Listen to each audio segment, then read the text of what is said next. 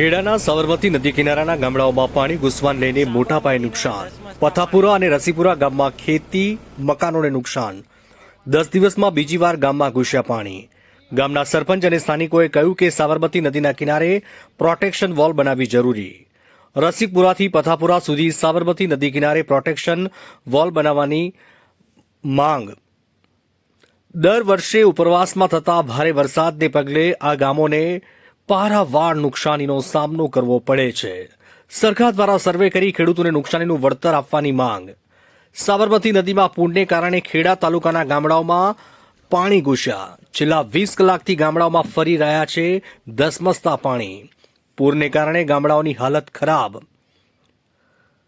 સ્થાનિક આગેવાનો દ્વારા ગ્રામજનો માટે ફૂડ પેકેટની વ્યવસ્થા કરી. મોટી સંખ્યામાં લોકો પૂરના પાણી જોવા રોડ પર પહોંચ્યા. હવે પૂરના પાણી ઓસરે તેવી લોકો કરી રહ્યા છે પ્રાર્થના. અલ્તાફ શેખ, કપડવંજ.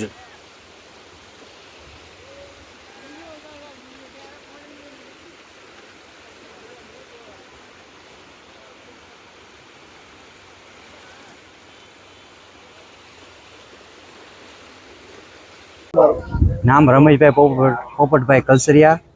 અમે SRP ગ્રુપ 7 નડિયાદ એ કંપની SDRF દ્વારા રાત્રિના 8 વાગ્યાથી સતત ખેડા જિલ્લાના રસિકપુરા ગામ દ્વારા અમારી ટીમ 25 માણસોની ટીમ કાર્યરત છે અને રાત્રે પણ રેસ્ક્યુ કર્યું. અત્યારમાં સવારમાં પણ રેસ્ક્યુ ચાલુ છે. ફૂડ પેકેટ વેચવા અને ગામમાં સરેરાશ પાણી 5 થી 6 ફૂટ ગામમાં પાણી ઘૂસી જતા ગામ વ્યવહાર તથા પશુપાલક તથા માણસોને રેસ્ક્યુ કરી અને આબાદ બચાવ કરી અને તેને બહાર સુરક્ષિત સ્થળે કાઢવામાં આવેલ છે. અત્યાર સુધીમાં કેટલા લોકોને ફૂડ પેકેટ પહોંચાડે? ફૂડ પેકેટ ઓછામાં ઓછા સરપંચ સાહેબ શ્રી તથા તલાટી કમ મંત્રી સાહેબ શ્રી સાથે અમે ફૂડ પેકેટ ઓછા 1500 થી 2000 લોકોને ફૂડ પેકેટનું વિતરણ કરેલ છે. સવારમાં સતીશભાઈ સરપંચ. અત્યારે 1000 થી 1500 માણસનું રેસ્ક્યુ કરવામાં આવેલું છે અને 1000 થી 1500 ગામમાં હજુ ધાબા ઉપર બધા રહે છે. બરાબર, એમના ફૂડ પેકેટ વેચવામાં આવ્યા. બરાબર. ગામમાં બીજી વખત પાણી આવ્યું છે, કેટલું પાણી છે ગામમાં?